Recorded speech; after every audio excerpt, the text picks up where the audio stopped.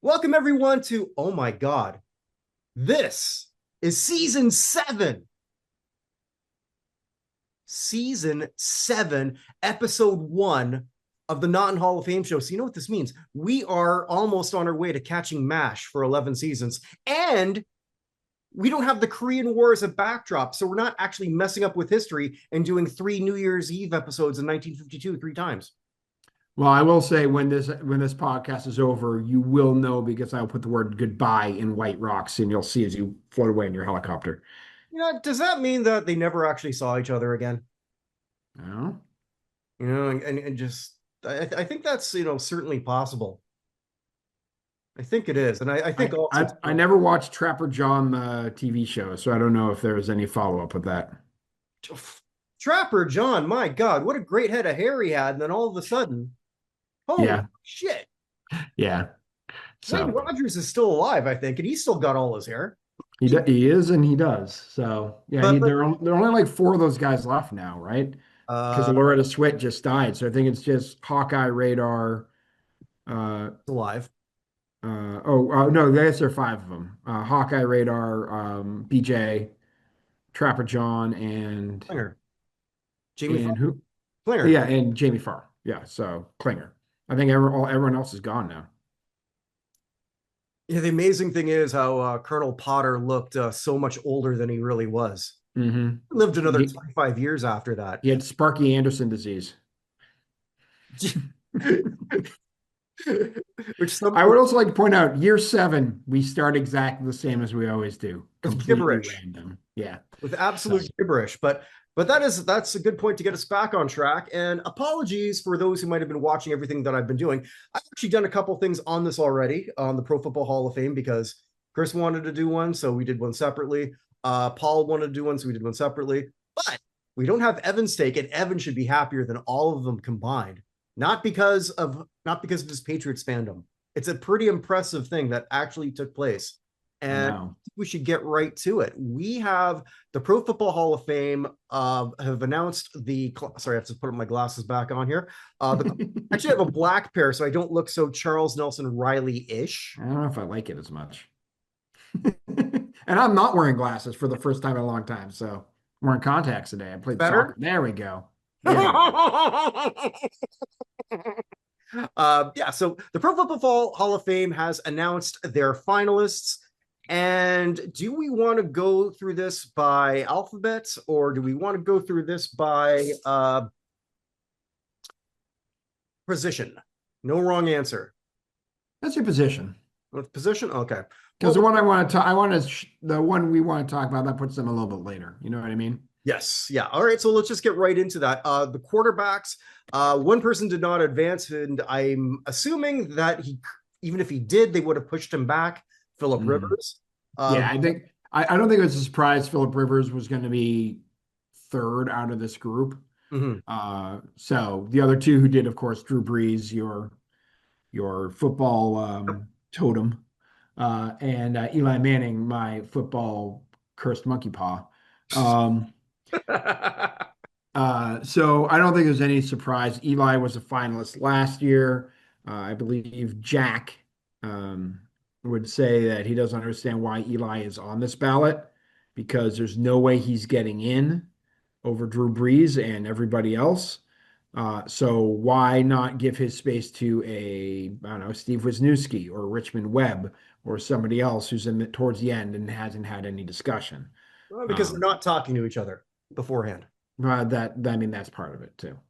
Um, so yeah, but Eli is here. I don't think he has any real chance of getting in. Drew Brees is here. I don't think he has any real chance of not getting in. Yeah, and let's just go quick through how this process will work. They will cut this group down. Sorry, I just want to say the word work is doing a lot of heavy lifting in that sentence. Wait till we get to the basketball hall. Oh, that's true. That is far worse. Yes, very much so. But they're going to eventually cut this group down to seven, and those seven will then be voted on.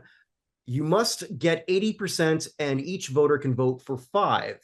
As such, you don't have to be a calculus major. I was not. To realize that it's become a hell of a lot harder to get five modern inductees in. Hence, we saw that last year. And again, referencing the great Jack Silverstein, he called this. He He called did. this was going to happen probably before anyone else did. And a couple of the actual voters gave him the props on that. They did call. They did. And some others like Gary Myers, who we rep routinely and are in the Buchner verse, told us that we were full of crap. Well, not necessarily publicly, but now I guess we have now. Regardless, we've talked about how Gary Myers doesn't know what he's doing. Gary is very much a homer for his Giants and Jets, and I guess that's part of the assignments when you're, or maybe not, I don't know, when you want to have people who represent certain beats, as they say. Mm-hmm. Saying that, this is not, I think, what. Well, let's just talk about Eli. I Sure. like Eli, first off. Maybe more than you. I think Eli Manning is a Hall of Famer. I do not think he's a first ballot Hall of Famer. I do not think he's a second ballot Hall of Famer. I've been thinking about him a lot lately. In comparison, and everyone who's going to say he should be in, well, they're going to point to two Super Bowls, and he was great in those playoffs. He was phenomenal. And he won no other playoff games at any point in his career. That is also true. He also needed a win on his last regular season game to get to 500. I've been looking at also who the company that he's in with in terms of two Super Bowls who were not in the Hall of Fame. And I look at Jim Plunkett. It's a hell of a lot better than Jim Plunkett. Jim Plunkett also had a hell of a lot more help than Eli did. Agreed.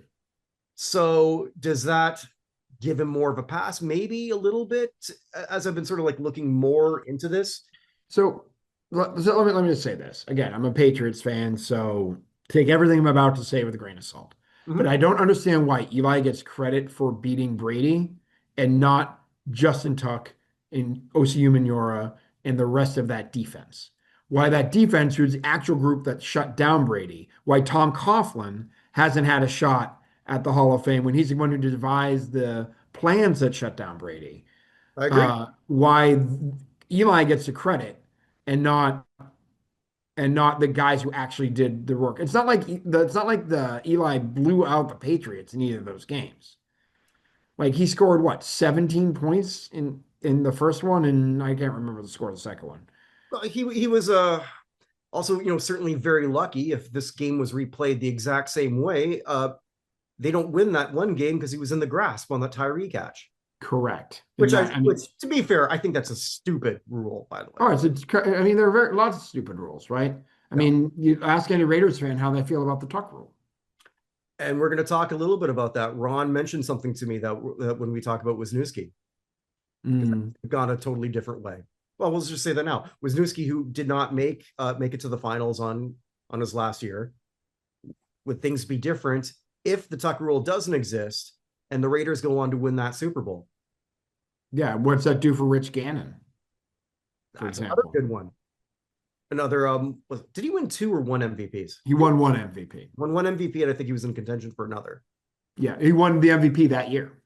Okay, yeah. So I mean, yeah, what does that do? I mean, maybe not well, it's hard to say. Could have been another case of too little too late because he really didn't get going until his mid-30s. But either way, Eli is the one pick who everyone's going to talk the most about. We called this 7 years ago. We did. That this was going to be something that we would just consider talk. But unlike last year, Eli is not the best quarterback here. Correct. And I don't see how. And you could have made an argument, again, absent the other things, that he wasn't the second best quarterback here, although Rivers went back because his health insurance is about to run out and he has 10 kids. You laugh. Is that true? Yeah, you get health coverage for 5 years after you retire. I'm sure Eli kept his money. Or not Eli, sorry. Philip kept his money. I'm sure Philip kept his money too, but do you want to have to pay for health insurance if you can just play 3 games, get everything taken care of? Living in the United States now for the last 2 years, I understand that point. Now, keep in mind though, it's not that he NBA'd it and it's all with the same woman. No, I agree with that. Yeah, but no, I'm sure that's not why he did that, but it doesn't hurt. Yeah. So just by the way, Eli Manning in that first Super Bowl 19 of 34, 255 yards, 2 touchdowns, 1 interception, and 87.3 rating. Second one, 30 of 40, 296 yards, 1 touchdown, no interceptions, 103.8 rating. Believe he So was it's not like he MVP in scored both. he scored a combined 38 points in 2 games. Mhm. Again, it's not like, I mean, Brady threw for 500 yards and losing to the Eagles the second time we played them in the Super Bowl. It's not like he performed otherworldly magic on the field. The other thing that we've brought up when it comes to Eli, and again, we're beating a dead horse here, is that the only category he ever led the league in his entire career was Yeah, I know. interceptions, which he Yeah. did 3 times. Yep. If you go through his entire career, the 2012 season, Eli is probably a top 3 quarterback for that year. Outside of that one single year, you cannot make an argument that he was a top 5 quarterback in any other year of his career, despite the fact he won 2 Super Bowls. I don't disagree with any of that. He is, however, a Manning, and he's still on TV, and he's He's still a very successful pitch man. he's a Manning with 2 Super Bowl rings Mhm. in New York. Absolutely, and that certainly. I'm resigned to the fact he's going to get in. It's just not going to be this year. Yeah, I think it could be a little bit longer too. Because, I mean, next year Roethlisberger's up, right? And the year after that is Brady. Yeah. Also, too, Matt Ryan will muddle the waters a little, muddy the waters, Who's won an MVP. And again, Matt Ryan unfortunately has the worst Super Bowl collapse in history. which should be more of the defense. But anyway, still. But I mean, he's the one who was snapping the ball with 11 seconds left on the play clock over and over and over again, which allowed the Patriots to get back in the game. Mhm. But regardless, my point is, in comparison to his peers, Eli is far, he's the 8th best candidate for the quarterbacks from his era. Mhm. If not for the 2 Super Bowls, there's almost no argument, right? And that's like saying, other than that, how was the play, Mrs. Lincoln, right? I understand that. But like outside of those two, what? That joke never gets old. Yeah, I know. It was too soon. No, This joke never gets old. I'm just kidding. Um, but yeah, so I was just thinking, I was always thinking of someone once asked the former Raider Lincoln Kennedy if he'd ever run for political office, and he said, with my name, absolutely not. I'd get shot. Anyway, yeah, so I don't think there's no need to even discuss Brees. He's just so far over any line. Mhm. Statistically, I think according to Hall of Fame Monitor, he's 3rd in Hall of Fame Monitor history Behind for Brady, any who else? Manning. Oh, yeah. For any player, Peyton Manning. For any player Five. at any, yeah, but I mean, for any player at any position, it's Brady, Peyton Manning, Drew Brees. Mhm. Like that is the list. So again, say what you want about Hall of Fame Monitor and how you feel about it. It's a useful tool in many ways to go through this off. Brees is a slam dunk as there's ever going to be outside of Brady, right? It's like when Manning came up, right? Or Marino, right? They were getting in, right? Uh, Eli is going to be a much longer process, and Gary Myers is going to lose his ever loving mind because it may be 2030 and Eli is still on the ballot. That's very possible. So, Yeah, absolutely. particularly if they don't change the way they're inducting people. Because last year we had, so one thing you didn't say about the way the process works, if you don't have at least 3 people get 80%, whoever finishes 3rd automatically gets in.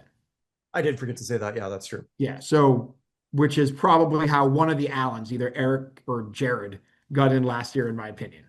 Because I think Antonio Gates was 80% easy, probably close to 100%. And then everything else got split. And my guess is both of them didn't get 80%, and they just went and got to the top 3. But in a normal year, right? I'm just picking 2 more of those people. So let's just say it's Torry Holt and Adam Vinatieri, right? In a normal year, Torry Holt and Adam Vinatieri would get to the final 5, and then they're voting up or down. They've been voting up since they screwed up in 2004, pretty much.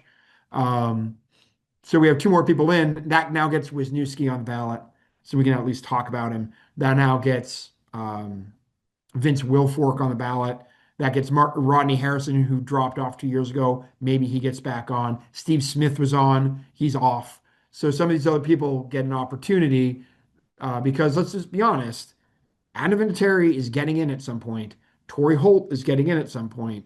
Delaying it doesn't make any sense. No, The new system sucks. it does, and let's move on to the running backs.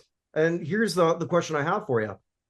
Fred Taylor is now taking that step back off. You mentioned Rodney Harrison, finalist before, now is not. Mhm. This is a bad thing for Taylor. Taylor needed to get in earlier because he was in the middle, in my opinion, of a bunch of running backs with similar resumes. Mhm. But he was the one with the most yards. Not anymore. And now he got passed by Frank Gore, who's a finalist in his place. Mhm.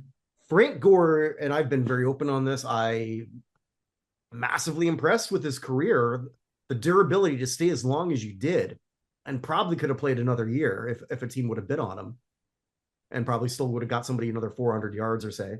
But he has compiled 19,985 all-purpose yards, 99 touchdowns, and he is, what is he, third all time With exactly 16,000 yards. exactly 16,000. Mm-hmm. Never one of my top 5 guys in any year, except for maybe one. But you cannot ignore this kind of production. Gore's getting in. When does he get in? And how hurt is Taylor? So Gore's a 5-time Pro Bowler. And how many AP teams, first or second team, do you think he made in his career? I believe 0. He made 1. Second team? AP second team his second year in the league when he rushed for 1,695 yards, 8 touchdowns, right? And 67 first downs, which was all those are the best numbers. Well, I take it back, not the touchdowns, but those are the best rushing and first downs of his career, right? He's third, right? This is in many ways the Curtis Martin argument. Because Curtis Martin, who is now 4th, am I correct on that? Not No, sure. Curtis Martin is now 6th. He retired. When he retired, he was 4th. He's been passed by Frank Gore and now eligible next year, Adrian Peterson, who also has an MVP, last non-quarterback to win MVP. But I mean, Gore is 5 teams. I mean, 10 with San Francisco. But just he's fine. He's a consistent running back. He had 1, 2, 3, 4, 5, 6, 7, 8 seasons of at least, or sorry, 9 seasons of at least 1,000 yards, which is not easy to do, including as a 33-year-old in 2016. I don't think he's getting in this time, particularly the way this whole thing is set up. But Gore's not going to be, when they change this back after this year, because they couldn't change it this year to admit they made a mistake. Because, it's like Deflategate. They can't tell us where the ball pressures were everywhere else because they'd have to admit they made a mistake. So they're going to do that this year. I think they'll change it after this year because there'll be enough of an outcry over it. But if there's only going to be 3, I'd say maximum of 4 guys getting in there. No way Gore is going to be one of those 4 guys. Yeah. And Fred Taylor, you're right, fell off.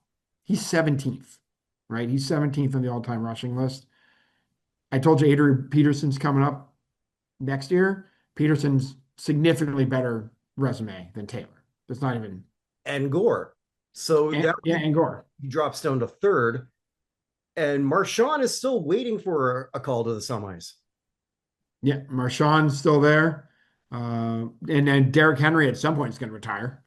And then Derrick Henry moved into 10th this year. Mm-hmm. If he gets 1,000 yards next year, he's 7th. He'll pass Dickerson, Bettis, and Tomlinson with another 1,000-yard season. But he's at MVP. He's got the Offensive Player of the Year award. Correct. Henry also, he's far more of a difference maker than either Gore or Taylor could have ever hoped to have been. And that's not even slighting Gore or Taylor, who I think very highly of, but we got to be a realist here. And so for Taylor to slip down, with AP coming up, it's not good. And at some point, if I'm thinking long term on the committee, do I not see a bigger logjam in wide receiver? Do I want something more to that position? Yeah, and I don't know that I do it, but I think about it. And here's the other thing. I don't understand why Taylor was the choice as the next guy up. I guess he's next in the rushing list, but he's like barely in front of Steven Jackson. We're talking 200 yards. And Fred Taylor's a one-time Pro Bowler. His entire career is a Pro Bowler one time. Jackson's a three-time Pro Bowler, two-time AP second teamer, fourth raw offensive player of the year 1 year. That's a better resume than Taylor, and we're talking about a difference of 257 yards. Well, also too, Ricky Watters, who we talked about before, didn't make it to the 25. So we've got him there. You talk about sort of that glut of running backs. Like just off the top of my head, Priest Holmes had a really good career. Well, but the next guy up under all those things is Corey Dillon. So Dillon, in between Steven Jackson and Dillon, is Hall of Famer John Riggins. Dillon's a four-time Pro Bowler. He was a integral part of the 2004 championship for the Patriots. There's no way the Patriots win that championship without clock killing Corey Dillon. Steven Jackson nor Fred Taylor ever had anything to do with the championship.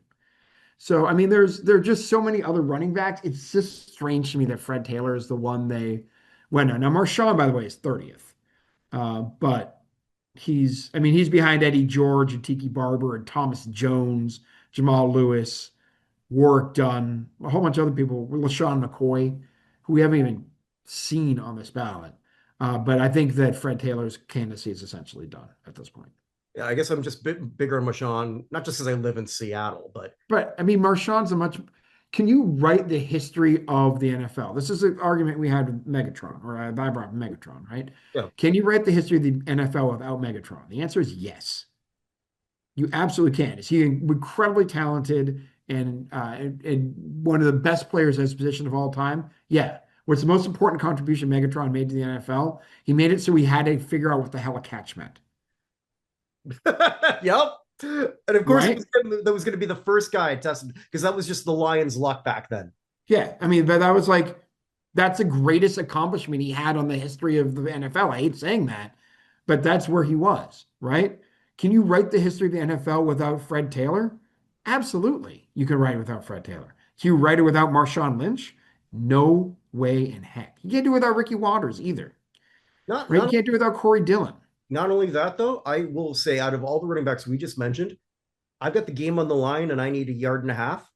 You get Lynch over all. Well, I mean, we're still talking about that. The Malcolm Butler interception, if they'd just given it to Marshawn. I mean, there's 2 Super Bowl rings for Pete Carroll. There's 2 Super Bowl rings for like a whole bunch of guys. That changes everything for a whole bunch of teams, a whole bunch of people. We don't write off Russ Wilson right now for the Hall of Fame. We do not write off Russell Wilson for Hall of Fame. It also means 2.0. Right. And just a reminder that tackle by Dante Hightower of Marshawn Lynch, the play before the interception, is still the second greatest tackle in the history of the Super Bowl. Because Marshawn was going in without Dante Hightower. The greatest tackle, of course, is Mike Jones, tackling Kevin Dyson 1 yard short in the end zone. There's no debating that's the greatest tackle in the history of the Super Bowl. But the tackle of Marshawn by Hightower 1.5 yards out when it looked like he was going to go in, just not refusing to do it, is why Dante Hightower, when he's up for the Patriots Hall of Fame next year, is who will be one of the 3 finalists. I don't think he'll get in just because of, I think Gronk is also up, and there's no. Yeah, that might change things. But yeah. But anyway. So with the wide receivers, if Brees is a lock, then here's lock 2.0 and Larry Fitzgerald. He's joined by Torry Holt, a returnee, legacy finalist, because he was who's automatically going to get to the finals. Yeah, so he's already so he was already like locked in, and Reggie Wayne, and that removed Steve Smith, and who's the other gentleman? Hines Ward. Hines That's Ward. halfway. He's halfway. Your prediction is that Hines Ward will be a semifinalist every year he's eligible and never get on the ballot. And I think I can't imagine a situation in which that's not true. They've already determined that next up is Steve Smith. So where does he go from there? That's right. Because Yeah. we're just got more and more guys Yep. retiring and coming on here. Mm-hmm. Yeah, so it's only going to get a lot harder. So if Fitzgerald's in, my question to you is, because I think we can both agree that Reggie Wayne's not going to get in. Yeah, Holt is clearly next up. Holt should have been in a decade ago. Right. Can Holt find a spot here? What would your odds be? Under 2024 rules, 60%. Mm-hmm. Under 2026 rules, 15 to 20%. Okay. Just because he's going to make that top 7 again, but now you're comparing him. People are like, it's the same thing. So we have our Hall of Fame, which you may have heard of. I've officially already done my votes. We actually just right before we got on here finalized the ballot that's going out to our voters, hopefully tomorrow or next couple That's the days. United States Athletic Hall of Fame for those. Sorry, United States Athletics Hall of Fame. But I found myself going through that process. I think I told you my last spot came down to Roy Jones Jr. or Tenley Albright, because that's the sports debate everybody has. But I found myself being like, I can't have too many baseball players here. I can't have too many football players here. I can't have too many whatever here, because there are other sports I want to make sure we get people represented in and are important, right? It's the same sort of thing. If I only got 5 votes out of these 7 people, am I really going to put 2 wide receivers in? But would you sort of look at this the way you just looked at yours, strategically, knowing what's sort of happening around, like, what's sort of like happening there? I mean, like I'm going to ask the same question offensive lineman wise. Yeah. Like, you almost have to, it's the same thing that you said when we talked about the Rock and Roll Hall of Fame. You were super happy to get Rage Against the Machine, and not because you were a super fan, but because it cleared the way for a lot of similar 90s acts. And it's not impossible that the Hall will induct 2 people in the same position. They've done it many times. Right. But when in a situation where you only have 3 or 4 people, sure, it's a lot harder. It's way harder. I mean, I'm almost tempted, if I had a vote, which I don't, and I probably never will, go with maybe a Holt or an offensive lineman, even if he might not be in my top 5. I mean, I really have to see who came down to the last 7, of course. Right. It's all going to make a difference. But again, Torry Holt and Reggie Wayne, this is both their 7th time on the ballot. That's tied with L.C. Greenwood, who's a senior candidate, for the most times on this ballot going forward here. Last time, I wonder when they got down there, Jared Allen, it was his 5th time on the ballot, and they got him up and over. So we'll see. I think we both agree Wayne is 3rd on their list. They need to get Fitzgerald out of here. Next year, is there anyone big? I don't remember off the top of my head who's eligible. I don't recall. I'll figure that out. I know that in a couple of years, Julio Jones will be coming. I guess, correct. I guess in theory, well, he's big, but they're not going to vote him in. Antonio Brown. And all well, that's a whole nother thing. Let me just see here.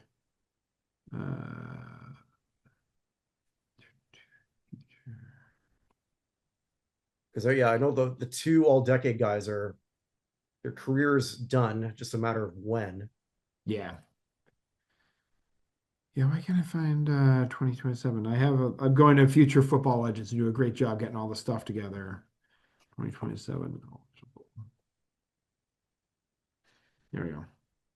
So 2027 is going to be Adrian Peterson, Antonio Brown, Richard Sherman, Rod Gronkowski, Eric Weddle, Alex Mack, Le'Veon Bell, Andrew Whitworth, Cam Newton, Gerald McCoy, Ben Roethlisberger, Mitchell Schwartz, Jimmy Graham, who swears he wasn't a wait a minute. Graham, they got that one wrong.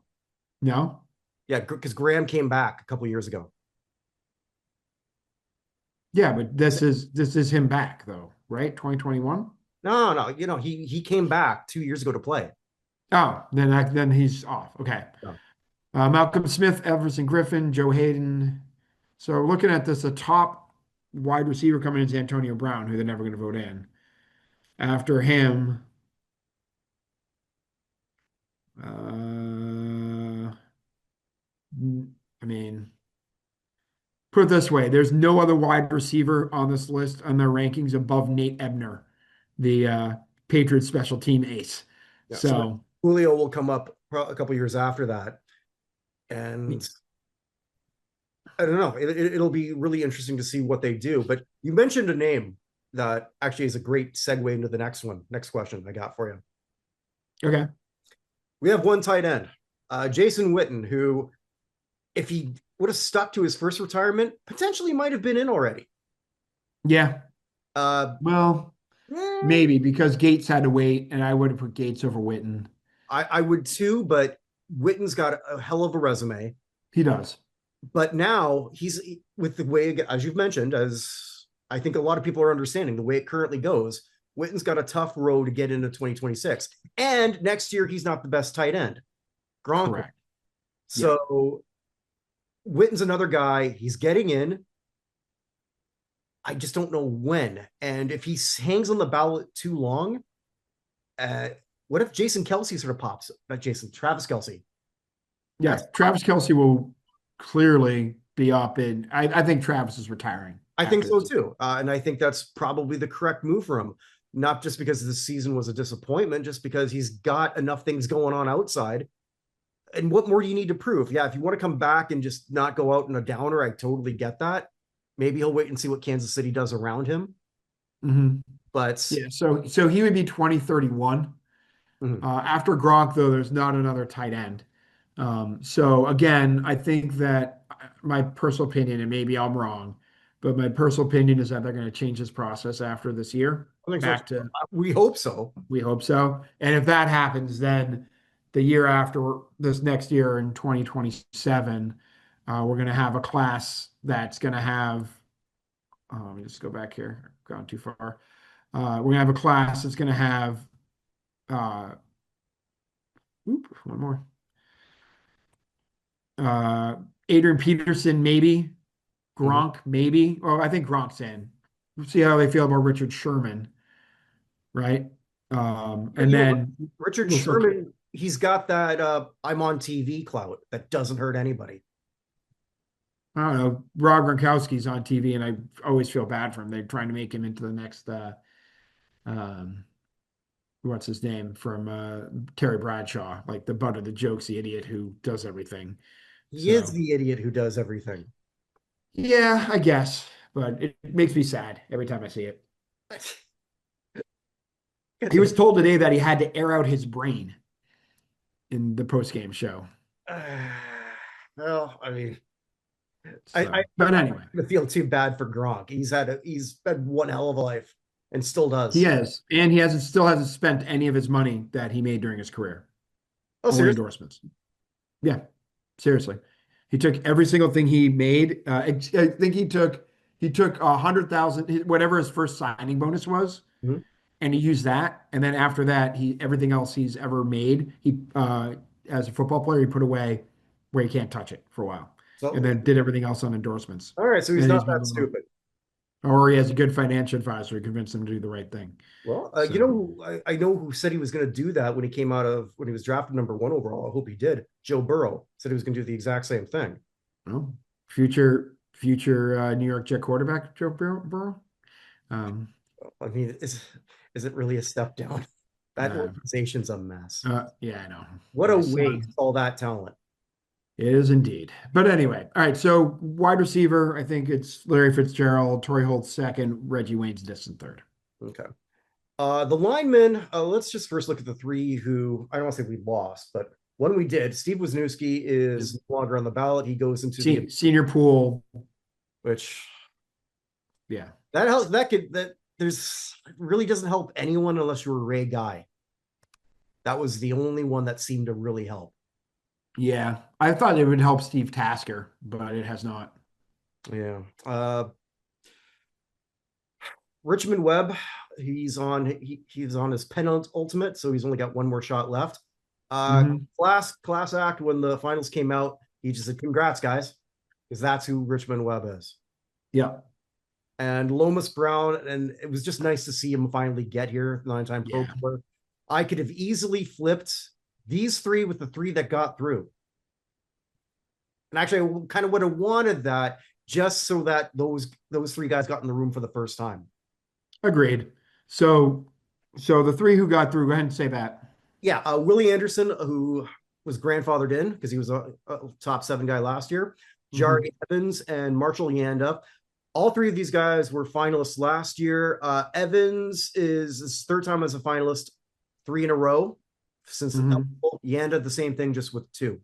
Yeah. All So, but so I was gonna say, based again off of Hall of Fame Monitor, Wisniewski is the fifth best guard not in the Hall of Fame. mhm. So Zach Martin, who's not eligible yet, Jari. So Jari Evans has 1 championship, 4 first team All Pros, 6 Pro Bowls, and 12 seasons. Yanda has 1 championship, 2 first team All Pros, 8 Pro Bowls, and 10 seasons. Logan Mankins, who was a semifinalist, who got, oh no, he was a semifinalist there. He didn't even make that this time around. He made it to the 50. He made the 50, and he's been a semifinalist before, but he hasn't made it this time.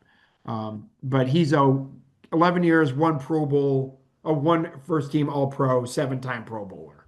Wisniewski is 13 seasons, 2-time first team All Pro, 8-time Pro Bowler. So he's right there with everybody else. And then below him is Billy Shaw and Mike Munchak, who are both Hall of Famers, direct below. And then Bob Kuechenberg, Nate Newton, Tom Mack. Tom Mack is technically the worst, according to this metrics, guard in the Hall of Fame. So yeah, Wisniewski at some point should have already been debated, at least. I mean, that's the biggest thing, that there hasn't even been a discussion as to whether or not he Mhm. should be in the Hall. So Yeah. I guess with moving forward, Willie's the guy in their queue. We've known yeah. this for a while. Willie sort of, I kind of feel the same way about him that I do with Torry Holt. You've got to get one of these guys in to sort of like get some of the other guys in a position that's getting tougher and tougher. Hmm. And we'll see. A third person's going to get in, and we know who 1 and 2 are. The third one, Hmm. man, I don't know. Yeah. I mean, I made a Um, prediction that on the last one I did with Paul, which I'll share here because I don't know if it's going to has it changed since I did that, but we'll do that after. yeah, I mean, I have a clear third to me, Who you think they're going to do, or who you want them to do? who I think they'll do. Okay, all right. Since So we're my Go my ahead. Who's your third? my third prediction. Yeah, prediction. I've got Holt and possibly Darren Woodson coming in. I like this ballot for him. Here's a good ballot for Woodson. I think I mean, just in terms of name recognition, I think it's Kuechly. Mhm. So I That's who think, I'd rather, but yeah, but I mean, the 4 guys you've held over, Willie Anderson, Torry Holt, Kuechly, and Vinatieri. I think Vinatieri is hurt on this ballot by the fact that both Kraft and Belichick are here. mhm. And the odds are going to want to put 3 Patriots out of 6 or 7 people seems unlikely. I don't think Vinatieri is going to have to wait that much longer. I don't think this is going to be the year he gets in. So I'm going to take him off. They need to get an offensive lineman in here. They can Holt, I think, is hurt, like I said, or we're going to take care of at least one of the wide receivers by getting Fitzgerald in. So I think it does come down to Anderson or Kuechly, and if it comes down to those two, it's going to be Kuechly. That's my guess. Although Woodson would be a fantastic choice. I have absolutely no problem with Darren Woodson getting in. So That's my hunch. yeah. So anyway, all right. We've done offensive line. Do Yep. you have anything to say about Yanda or No. Other than once you're here on year 1, you're getting in. It's just a matter of when. yeah, So I'm not worried about them getting into the hall. We know what's going to happen.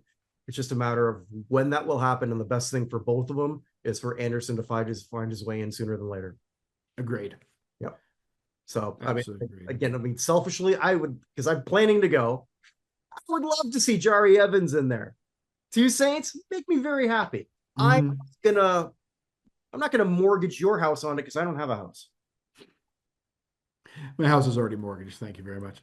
Yeah, Morgan. I mean, Suggs is another person I think is worth watching as well Mhm. on this list. So, although who knows, maybe this is a well, we'll get to it later, but maybe this is a Ricky Jackson situation, and we'll get to that in a second. So, Let's get to your biggest victory. They're listening to Evan Nolan, and the founding member of the Why the hell is Kevin Williams not on the ballot society? yep. Not Um, only did he make it, he made his first semi and his first final. He leapfrogged Vince Wilfork and Robert Mathis.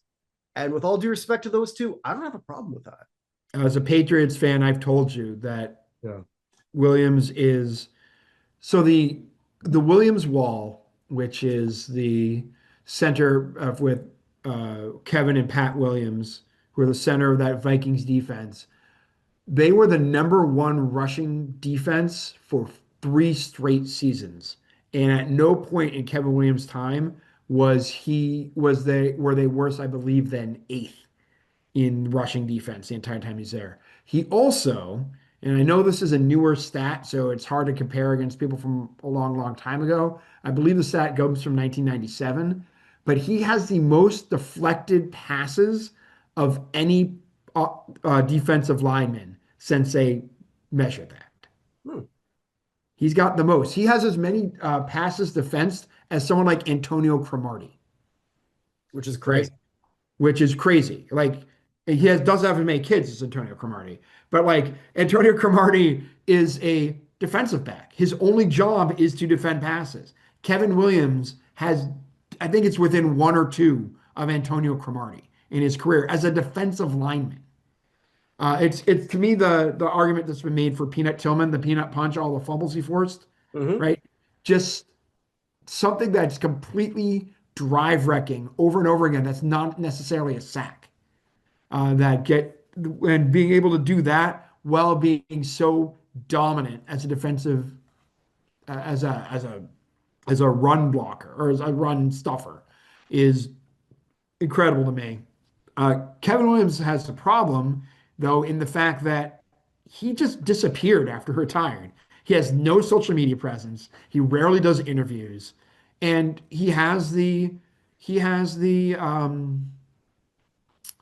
issue, I guess, of the Star Caps scandal, which, as I again, Patriots fan, Deflategate and Spygate, both on the resume. Spygate, go on to my death saying it's overblown in the public image, but the Patriots were told not to do something and did it 6 days later. They absolutely deserve the punishment on it. I just don't think it's as big a deal as people seem to think it is. Deflategate's a crock of shit. Like literally nothing happened there. And they went to court, the NFL went to court, said in court they couldn't prove anything happened. Brady and the Patriots won at the first level. It got appealed. The next level appeal court said it doesn't matter if anything happened. We're looking at Rule 44, and the Rule 44 says the commission can suspend anyone for anything at any point they want. And then everyone stopped fighting it. StarCaps is the dumbest scandal in the history of the NFL. As I've said before, for anyone's unaware, he and Pat Williams both went. There was a whole bunch of stuff about what was in supplements. So Pat Williams and Kevin Williams went to the NFL and said, "Hey, what supplements should we be taking? We don't want to run afoul of your rules." The NFL said, "Take this supplement." They took the supplement the NFL told them, and there was a secret ingredient not on the label that was on the banned substance list. And they tested positive and got suspended for 4 games for taking a supplement they were told to take by the NFL that had something in it they did not know was in there. It's stupid. Like, and that's the same team. He was on a team with the Wizinator guys, right? So like, it's still the stupidest thing in the history of all scandals. So I don't know if that had something to do with it. But again, using that Hall of Fame monitor, let me just read you the best defensive tackles in the history of the NFL according to Hall of Fame monitor. Number one, Aaron Donald, not eligible yet, but he's number one. Two, Bob Lilly, Randy White, Alan Page, Joe Green, John Randall, Warren Sapp, Merlin Olsen, Kevin Williams. What do all those other people other than Aaron Donald have in common? They were all first or second time ballot Hall of Famers. Williams can even get on the freaking ballot. Five-time first-team All-Pro, six-time Pro Bowler, 12 seasons. By the way, guy right beneath him is Cortez Kennedy, and then underneath that is the average Hall of Fame defensive tackle. So he's well above the average Hall of Fame defensive tackle. We have Henry Jordan, Dominican Sue, who's not eligible yet, Fletcher Cox not eligible yet, Alex Karras, Geno Atkins, who's eligible this year for the first time to get there. But like Buck Buchanan, Bryant Young, Steve McMichael, all significantly worse resumes. Steve McMichael has two first-team All-Pros, two Pro Bowls. Williams, five first-team All-Pros, six Pro Bowls. Couldn't even get on the freaking semifinalist list. He's here. This is what I'm saying. Is it possible this is a Ricky Jackson situation? Because this is a fantastic ballot for him. He's so incognito. You don't wonder if anyone can even reach him for the knock. Yeah, I know. Like I believe me, I've been pounding the table for Kevin Williams since we've been doing this process, right? We've done our own Hall of Fame, what now, 5 years, 4 years, 5 years? We're gonna actually separate that. We're gonna do something again, but I'll tell you about that after. Okay, but this is our fourth or fifth year we've done it. Last year I gave up the position to do Ben Coates, which didn't help either. So maybe it's just me. But Kevin Williams finally got in on our ballot. I'm glad to see that he's here. I hope that our ballot somehow people are like, oh wait, yeah, we should probably get Kevin Williams here. It's silly that he wasn't there. And as soon as he got on the semifinalist list, he jumped directly to the finalist list, which is a good sign. Yeah. And like I said, Ricky Jackson came out of nowhere. First time on the ballot, boom, in the Hall of Fame. Would it shock me beyond anything that Kevin Williams is the same? No, I'd be more shocked that Reggie Wayne, who's been on the ballot 7 times, gets in than Kevin Williams gets in.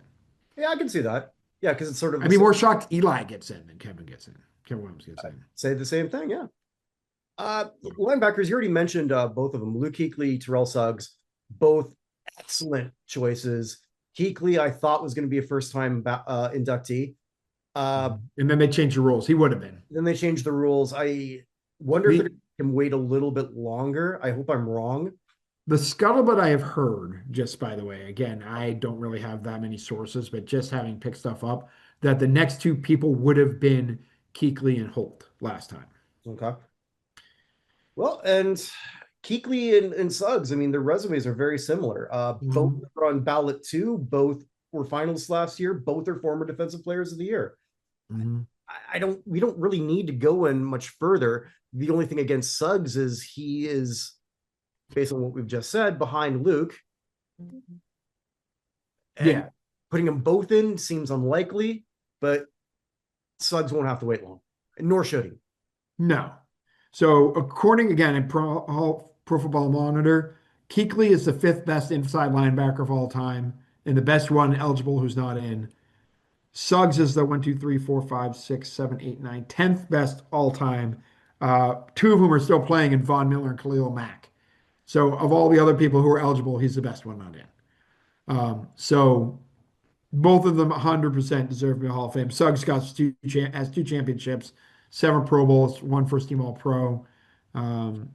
Kuechly, 5 first-team All-Pro, 7 Pro Bowls in 8 years. No championships, but it's not his fault he played for the Carolina Panthers. So, and they got to a Super Bowl. Their quarterback just refused to pick up a fumble.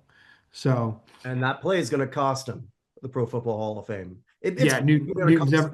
Newton's cost by 2 things. 1, that play, and 2, the one thing he had going for him was the most rushing touchdowns by a quarterback. Josh Allen took that. And Josh Allen took that. Yep. And Josh Allen's going to destroy that record by so much it's not going to even matter. He's going to Jerry Rice it in terms of not only that, unless Jalen Hurts catches up 1/2 a yard. That's who I was just going to say. Yeah, because like that's going to like fall to 3rd. Cam, he went from possible Hall of Famer to never going to be a semifinalist on that play. Is that fair? Probably not, but it is what it is, and that's going to happen. He's more known for not diving on that ball than anything else in his entire career. Gary Anderson's more known for missing the kick that would have brought the Vikings in the Super Bowl than anything else he's ever done. Absolutely. And he's the 3rd leading scorer in the history of the NFL. Antonio Brown is known more for walking off the field mid-game than any of the amazing catches he did.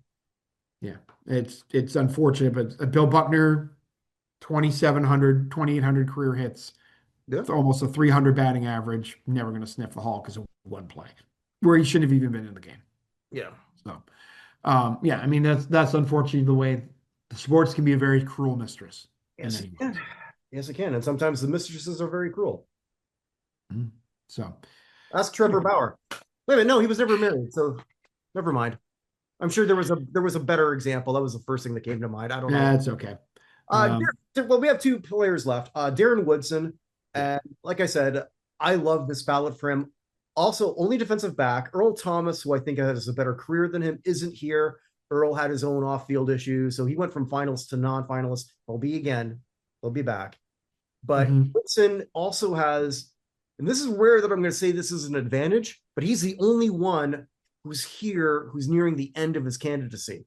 He's on Mm-hmm. year 18. I believe the second person with the most tenure. I could be off on this, but I think it's Willie with 13.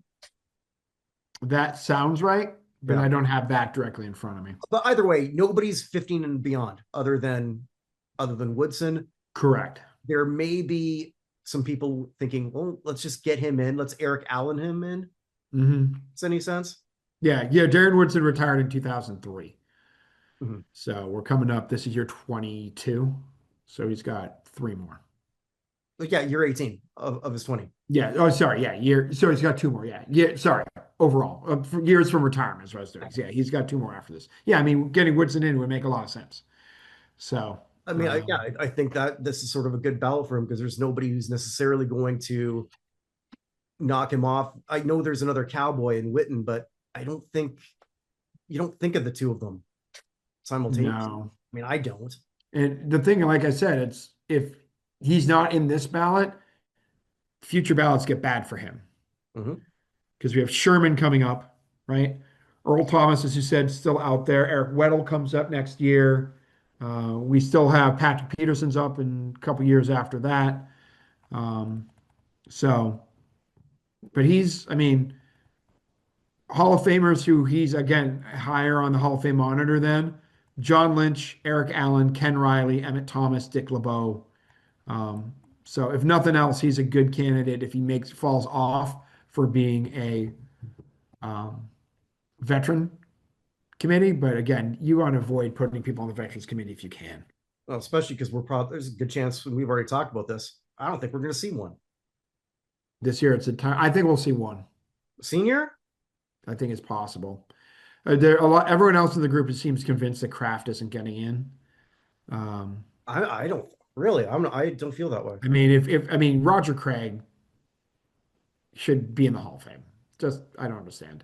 Um, so I think yeah. But I mean, but all of those guys were screwed over by the fact it's Kraft and Belichick. Yeah, and I guess the only last guy remaining is Adam Vinatieri, who we've already talked about. And again, Vinatieri, all-time leading scorer in league history, absolute Hall of Famer.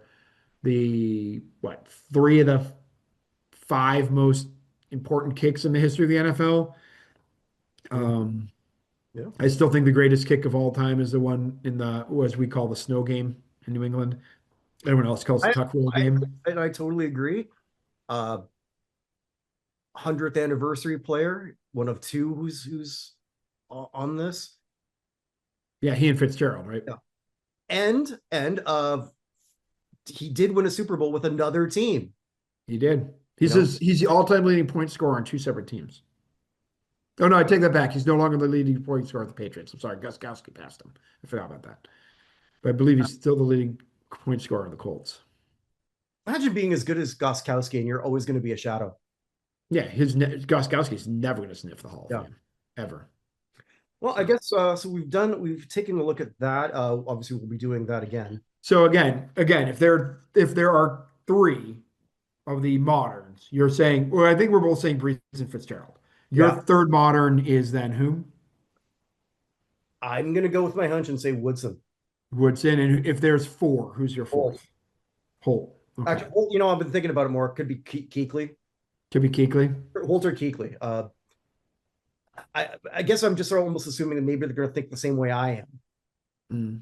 and just sort of like look at that positional, and just and think maybe 4D. But I don't know So why. I'm gonna look. So for me, it would be obviously Brees and Fitzgerald. I still have Kuechly as my third. And so then it comes down to fourth. I think they're picking a completely separate position. So I think Holt and Eli, for example, and Wayne are all out. So Mhm. we're going a separate position. I think if we get to four, I'm just going to call it. I think Kevin Williams gets in. And I'd be very happy with that. I mean, they're if you just, I'd have to go through how many first team All Pros each of these guys have, And it'll be the but first time you ever hear him talk. it might. Would he be the first person not to show up for his Hall of Fame induction ceremony? Terrell Owens didn't show up. He did his own separate one. Oh, that is true. I forgot about Terrell Owens. Yeah, because he had his own little hissy fit there. That is true. I forgot about that part. Not that I'm Um, defending it, but I kind of get it. He should have been in sooner yeah, than. of course. So should, but I mean, all this stuff happens because the sports writers are so full of their own importance.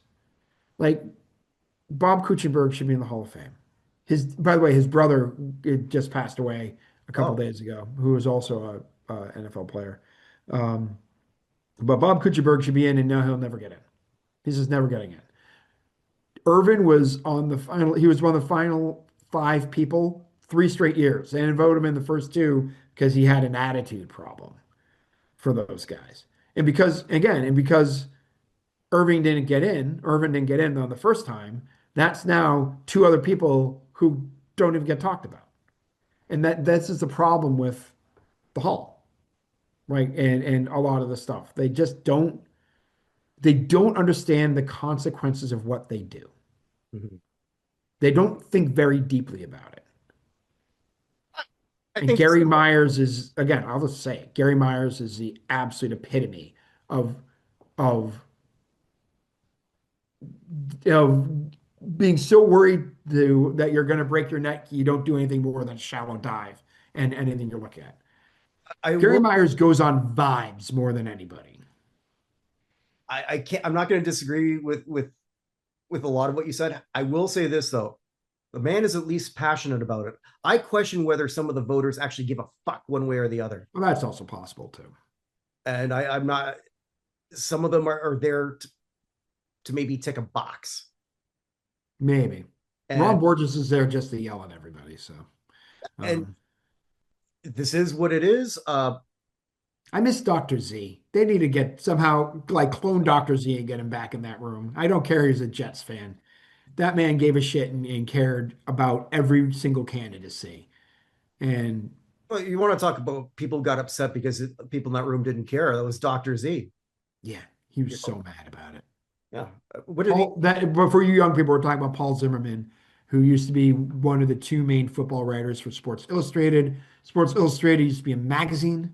It's now the worst website on the internet, um, and uses AI to write a bunch of their stories. Uh, and a magazine is something that you never mind. Internet on paper. Yeah, paper is. Yeah, but Paul Zimmerman, who had a stroke back in, I don't know, 2010-ish, and then died a few years later. Um, when he was there, a lot of the, I don't know what the right word is for a lot of the, hey, we got to do the right thing within the Hall of Fame, at least from the outside perspective, seemed to evaporate. He was the conscience of He that. was 100% the conscience of that hall. So Well, let's move on to that, to a hall where it's a hall without a conscience. you don't even know what it is. I mean, there's no soul, there's no brain. It's like they're all meeting the wizard, and okay, it looks like we're checking all boxes for your needs. And maybe it is the wizard. We don't know. And I've vented about this to Evan before. I'm going to do it one more time. I still love that article from ESPN.com. A site that still is relevant. Nice thing. I swear, I'm drinking non-alcoholic beer. I swear. Uh, where they say, okay, we're going to unravel the mystery behind the Basketball Hall of Fame, which was 2,000 words basically saying, trust us, bro. Mm-hmm. Now, the biggest problem that they have more than anything is nobody cares. Yeah, 100% nobody cares. They do a lot of things well. Hmm. When they announce, this is the only hall out of all the halls we talk about, we know when they're going to announce the finalists, and we know when they're going to announce the class. No, we know the Pro Football Hall of Fame. Yeah, but sometimes might change by day. Yeah, I mean, it might change by Okay, day, but we definitely know when they're going to announce it. They announced at the NFL honors. okay, that's true. Okay, but the Basketball Hall of Fame does a very good job there. Rock and Roll Hall of Fame works entirely on vibes. I I've almost lost interest. I've been redoing the 500 that I should have done months ago. It's Hmm. not fun anymore. I know. But that's neither here nor there. Also, the Basketball Hall of Fame came into existence very early into the Hmm. 50s. So, which is also in a weird way part of its problem. There's no big debates as to, oh my God, what a snub that so and so hasn't gone in yet. Hmm. So there isn't anybody at that level. There's not a Pete Rose of basketball. There's not even somebody who was great who never sniffed it, like a Neil Smith, who I'm banging that table on again. Hmm. For some great players from yesteryear who were not, but for those unaware, that's probably most of you. It goes on 6 categories: the North Hmm. American, uh, the women, the modern, uh, the men, veterans, or yeah, veterans, women, veterans, contributors, and international. Now, what they used to do for the internet, for some of those other ones, excluding men modern and women modern, the men they call it North American. I don't know why, but they just do. Hmm. They used to have direct elect for like an international candidate. They stopped doing that. I don't know why. I don't know. It was a few years ago, but which made it next to impossible for a lot of these guys to even get through because I guess Hmm. going through a different group now to a finalist group, again, decided by, I don't know, by how many people? Don't know. Don't have a clue. Have absolutely no clue. And I guess for those voters, if there really are any, people aren't bothering them. So at least there's that. But with engagement, as we've learned in the social media era, comes discussion and comes a buzz. And Hmm. this Hall of Fame needs more buzz than any other one because I've said this for years. They are broke. Hmm. They have no money. What other Hall of Fame? We can talk about rules and whatnot and changes. No other Hall of Fame that I can think of has changed the eligibility. Why can I say? Eligibility. Thank Easy you. for you to My say. God, yeah. Hard for me to type. I swear, I write that word almost every day and I misspell it every day. That word is ridiculous for me. I make it as is, I put it RE, as in ridiculous for a second time instead of RI. Or the amount of time I write inducted and I typed in induced.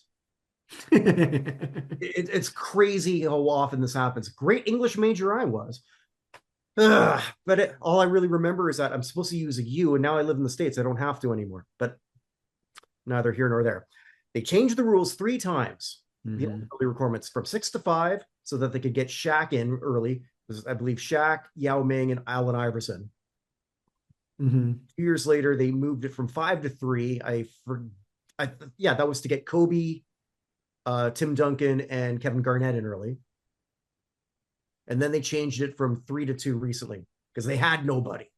And nobody, They yeah. had no name. I mean, they had people they can induct, but they didn't have anyone who was going to like sell tickets. So the last year then it was I believe Vince Carter. That is year. Yeah, and they've brought, by the way, I mean, Shaq got elected in 2016. So this has all happened within the last decade. Right. So they've got a great facility. From what I can see, it looks gorgeous. Mhm. I should stop But sometime. I drive by it when I used to drive by it all the time. I never stopped because I always had somewhere to go. I used to have to drive by it on my way to see my girlfriend in Cleveland back when I was in my 20s. oh, okay. Because it's just I-90. Yeah, It's yeah, right yeah. off I-90 in Springfield. So But Springfield is where in relation to Boston? the Midwest, as far as Boston's concerned. Anything west of Worcester, Massachusetts, is the Midwest for Boston. So anything that's more than 30 miles from the coast, essentially. Okay. So Springfield is closer to Hartford and Albany than it is to Boston. So an hour and change to drive for anyone in Boston. Closer to two. I Closer mean, to it's okay. it's it's I mean, it's probably an hour and a half. It's hard. It's hard to remember. It depends on who's driving. Let's put it that way, and how much traffic there is. But yeah, I would say because it's about 2:10 to Albany, so I'll probably say an hour 45. Okay. So, and is there anything else to do in Springfield? Not really. Okay. So you're in a city where if you actually, Yeah. and I challenge anyone to do this, type in Springfield in the Google thing.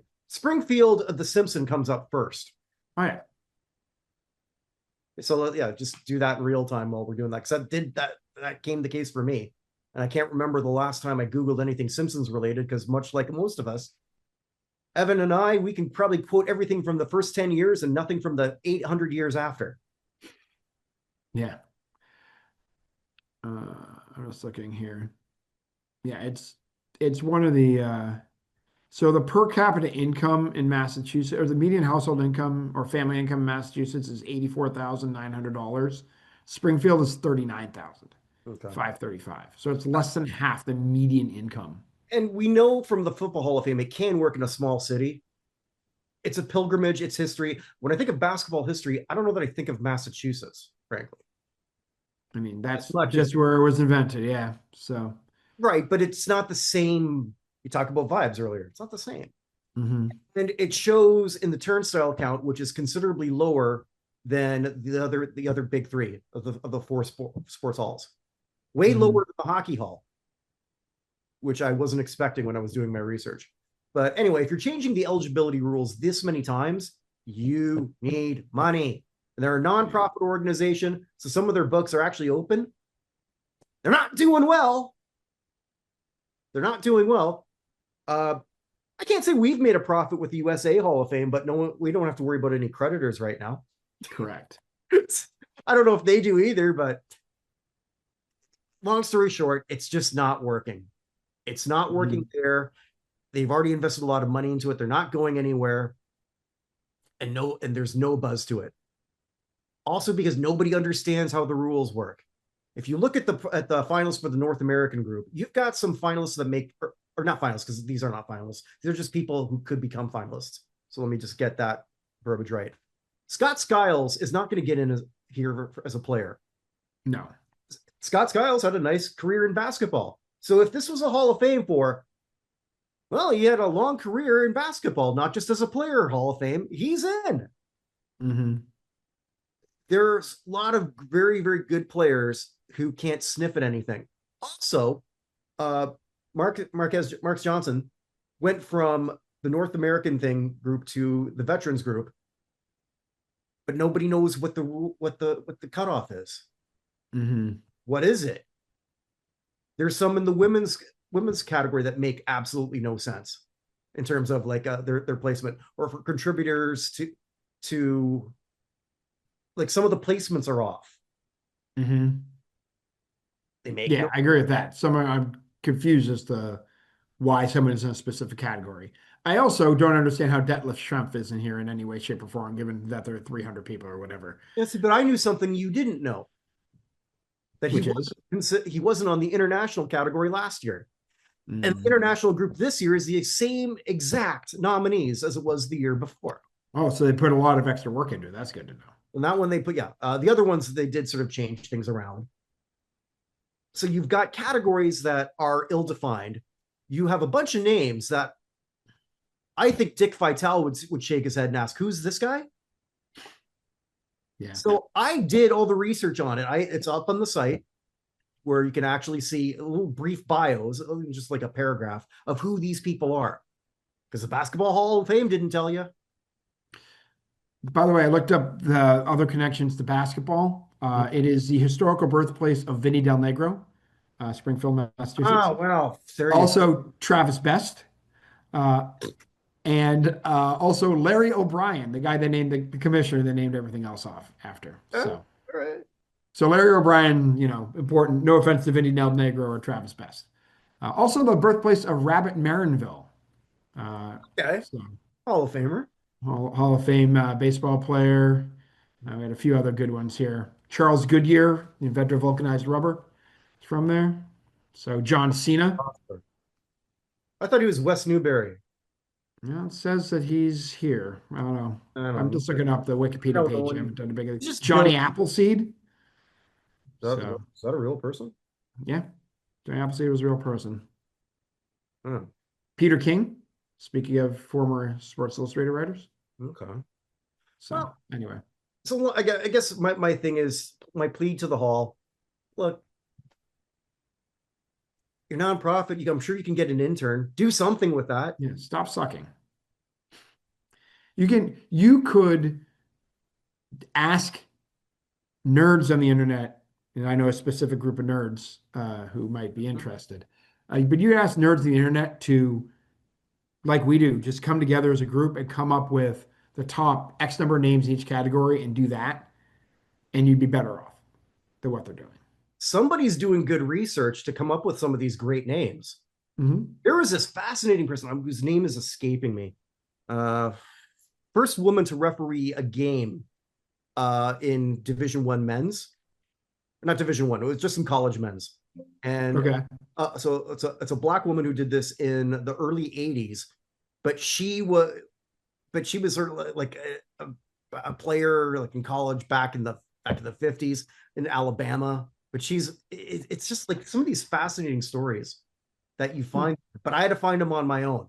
I found Yeah. that one, and I gotta look that up actually. So pardon me while I do that. Uh, I found it on her obituary page. Oh, jeez. Yeah, because it just wasn't there.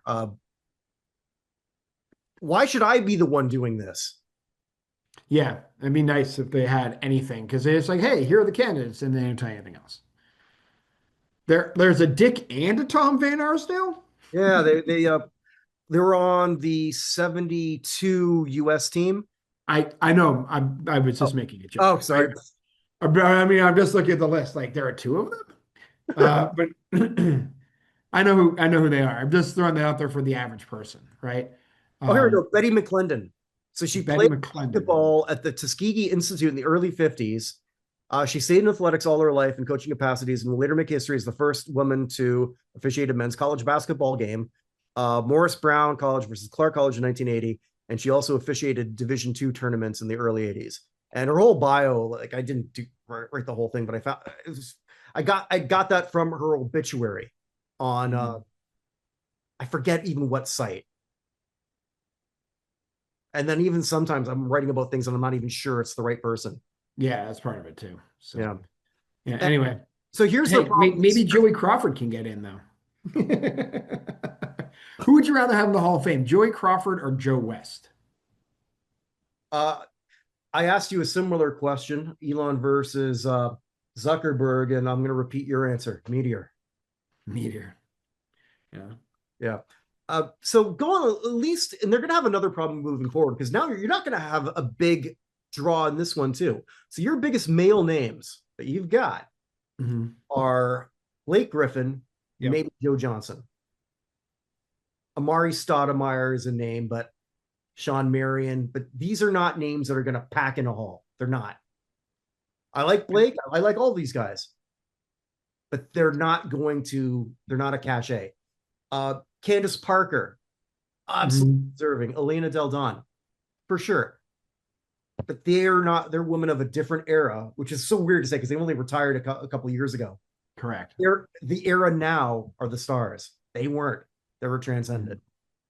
Hmm. I mean, they were stars in what you know what I'm trying to say.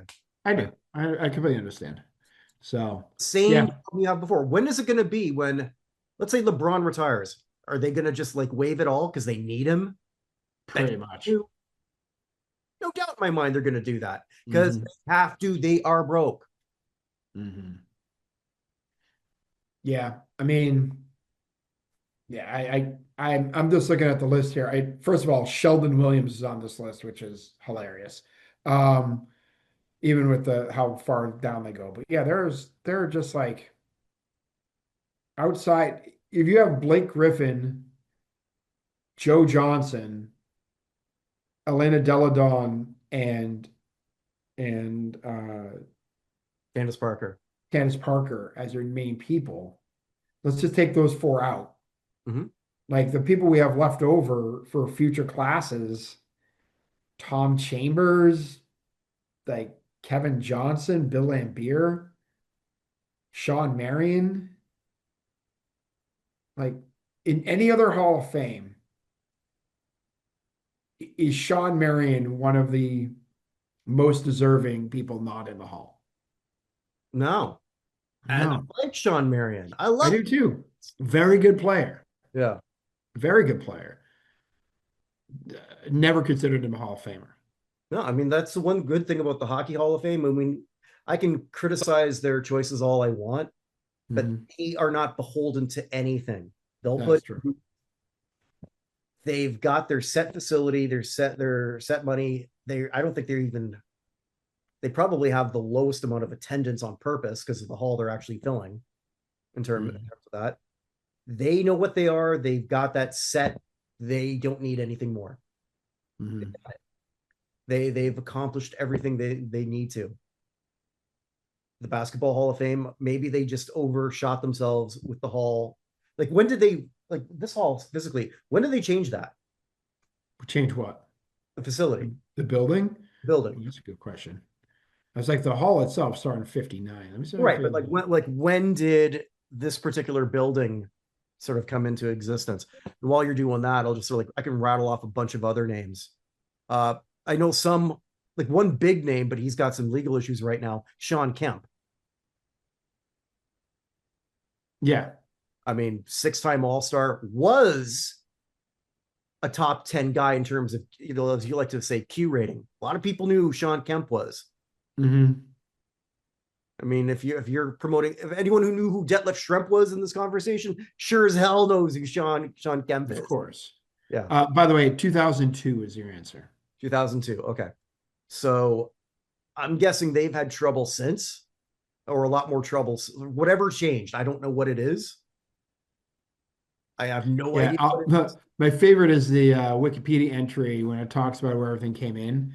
It says, as of 2011, the Basketball Hall of Fame has greatly exceeded attendance expectations, with basketball fans traveling there from all over the world. And that's all it says. It doesn't talk about anything after that in Wikipedia. So, yeah.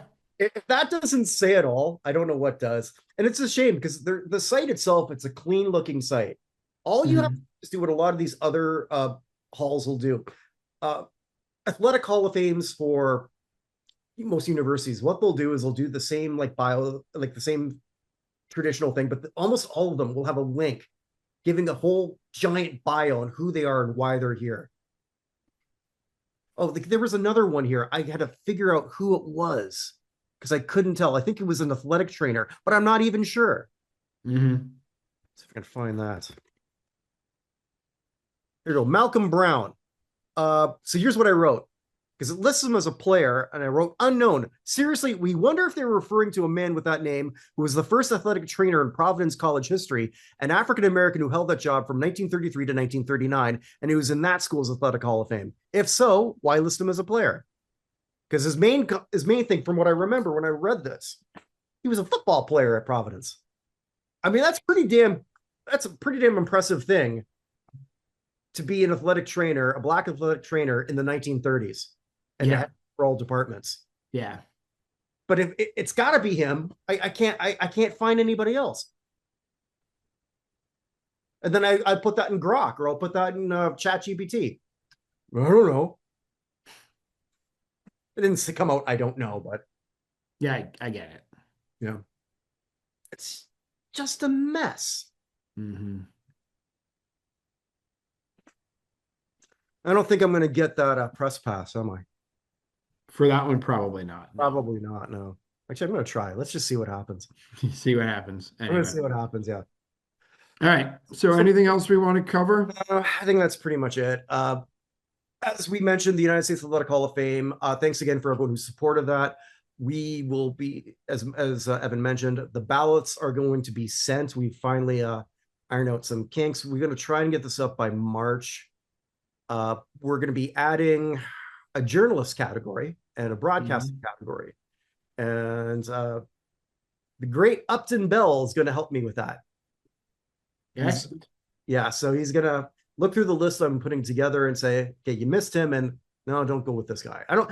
He's too nice to probably say anything bad, but so we've got that coming. And thanks again for everything. Look for that soon. I guess we sort of bring this down to we've lost quite a few people in the last little while. Yeah, we have. So it's been a little bit. I think the last time recorded was like the 19th of December-ish. Sounds about right. Yeah. Got a So big one right after. yeah, we did. So let's just start, of course, as we always do, by acknowledging the work of the Beige Mistress, Ah. our serial killer who only kills Hungarian athletes. Mhm. This one is Miklos Fazekas, who is a Hungarian steeplechase runner who won the gold medal in the 3,000-meter steeplechase at the Hungarian Championships in 1962 and 1965. Hmm. He passed at the age of 92. You say it's because he's old. I say because there is a secret serial killer. Mhm. So, um, okay. So, folks who passed away, just a couple of people outside of our stuff we normally do. I do want to take a moment for Peter Green, um, the actor who played, so I guess, sort of bad guys or at least antagonists in movies. So he was Dorian Tyrell in Pulp Fiction. He was in The Mask. I loved him in. Uh, he's uncredited, I believe, as Redfoot the Fence in Usual Suspects. Um, Blue Streak, Training Day, Life on Mars, all sorts of stuff like that. But he passed away suddenly at the age of 66. So he was found lying on the floor face down with facial injury and blood. So who knows what exactly happened, Peter Green, but there's a lot of stuff that I really enjoyed. So Godspeed to him. Also, Buck Rogers from Buck Rogers in Oh, the 25th century. Gil Gerard passed away at the age uh, of 82. one of my favorite shows as a kid. See, It was a good show. He used to be married to Connie Selica oh, uh, that back in the day.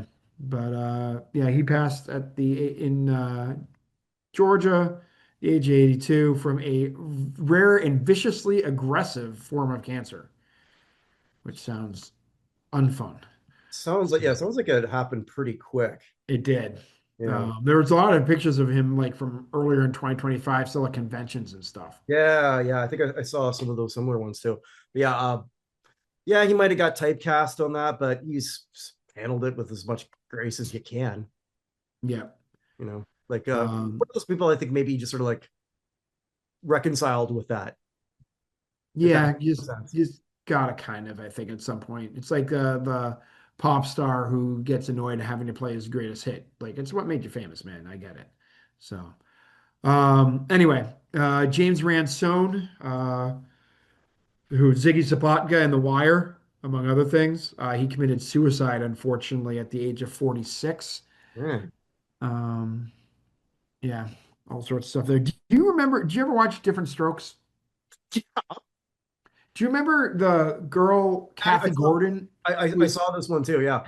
Kathy Um, Gordon, who's in the wheelchair disability advocate? yeah, Um, I thought she was this will sound awful. I just assumed because of her condition, because I never thought about her unless I only think of her when I saw those different strokes reruns, right? And then right. never think of her again because unlike someone of the same era, sorry, I'm dating myself, but like Jerry Jewell would always be showing up on something, uh, Mm, Facts of Life. But I never saw that girl in anything that I could right. think of. So I actually, when I saw that she passed away, I kind of thought that she kind of would have died a long time ago based on her condition. I know that sounds a little bit morbid, but No, I get it. But she made it to 57. Her actual name was Melanie Watson Bernhardt. She passed, as I said, at the age of 57. Um, Couple more here. Carmen de Lavallade, a one of the people who uh, was inducted as a Kennedy Center honor back in 2017. The former longtime spouse of Jeffrey Holder, who was also oh, inducted yeah, I know in. who that is. Yeah, okay, yeah. So ballerina, choreographer, dancer, actress, everything. She passed at the age of 94. And then two ones that hurt a little bit. Isaiah Whitlock Jr. Past the age of 71. He was in Goodfellas, um, The What do you Good like? Cop, like Law and Orders, like all sorts of stuff. I always think of him. I mean, I think of him a lot. Did you? I think I talked about this show recently. There was only one season of The Residents. Have you seen The Residents yet? No. It's really good. It's 8 episodes. It's a murder mystery that takes place at the White House during a state dinner. But he played Larry Dokes, who's the chief of police of Washington, D.C., who calls in the detective and is amazing in that role. I was just so happy to see him. But yeah, he passed away at the age of 71. Also, The Wire, of course, is Clay Davis, the state senator. So, yeah, do you Wait a minute, know wait a minute, wait a minute. Okay. Clay Davis. Okay, he was in like almost everything for a while, no? he was in a lot of stuff. The Yeah. Chappelle Show. So here, Gremlins 2, The New He was Batch in was his Veep first movie. too, I think. What? Wasn't he in Veep if I'm thinking of the same guy? Yes. Playing another politician? Yep. Okay, okay. I can't remember him in Goodfellas though. He's a doctor in Goodfellas. So That's that's right. Yeah. When Ray Liotta's sort of like in the hospital to take his. correct. Yeah, Yeah, okay. correct. He's also the one of the state troopers in one of my favorite movies that nobody talks about, The Spanish Prisoner, which came out in 1997, which is a Steve Martin film that is not funny in any way, shape, or form. It's an actual kind of suspenseful thriller. But the cop who has to it gets everything explained to is Isaiah Whitlock Jr. in that movie. Um, but yeah, I mean, he's just in so many things. Yeah. But yeah, he passed away at the age of 71. Um, it didn't say, it said a short illness. So I don't know officially what that means. But I guess the most shocking one that happened, Rob Reiner and his wife. Um, he passed at 78. I believe his wife was 67. Um, but yeah, Great. Hey, so his wife, Michelle Singer, um, they were stabbed to death by their son. No better way to say it. And the night before, they'd take him out to a holiday party, but left early because he was, not doing well mentally. And yeah. Was it the night before? Was that same night? I think it was the night, well, maybe it was the night before, and it happened that night, and he was discovered in the morning. That's So, yeah. and then That his death became, unfortunately, a political hot point. I don't know what to say. yeah. I don't know. If I just for a sec, if I could, kudos to the people who I'll admit when that sort of happened, I looked to see if the usual suspects were going to say anything. Hmm. For the most part, they didn't. We know who did. Yeah. Sort of go there. Uh, I, I'm more disgusted that Nick Reiner is able to hire some high priced lawyers based not on the money he made. Yeah. So he's doing that off what his dad made. But the run that Rob Reiner had is Yeah. almost, and it's funny because you don't think of him, and maybe that's my fault. I remember, I forget what comedian did this, but he came out and says, when I was a kid, there was all these great directors. It was Scorsese, it was Coppola, it was Kubrick, and now it's Laverne Opie and the Meathead, which is at the time, Ron Howard's obviously became a very famous director, and Penn Hmm. Marshall had a great run Hmm. of some movies, but the run that Rob Reiner had in the late 80s, early 90s, and I don't know about you, but I'm sure like a lot of people after finding that he passed away, and you want to sort of like forget about the politics involved that shouldn't have been there and all the other Hmm. things that sort of came. And that's just like, I'm watching him in things I've never seen him in before. Like when he would guest starred at The Odd Couple, Hmm. just all these things. And then you forget like what a great comedic actor he was because he obviously had far greater fame as a director and rightfully Right. so. But what a great talent. I can't even imagine the horror that you're going through as, Yeah. when your own son is doing that and they it seems like they did a lot. I'm not going to talk about parenting. What do I know about parenting? But you see all these cases where